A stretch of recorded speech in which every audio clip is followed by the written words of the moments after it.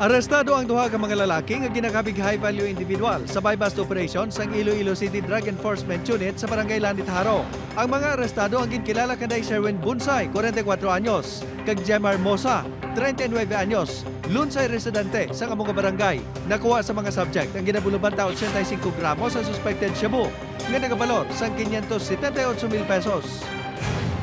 Patay ang isa ka lalaki nga ginkilala kay alias Kadyo matapos gintiro sa yaman ng kasilingan nga ginkilala kay alias Longhair. Natabo ang insidente sa barangay Pili Ahoy, suno sa Ahoy Municipal Police Station. Daan nga hilgutanon ang ginhalinan sang hindi pagintindihan na isang duha.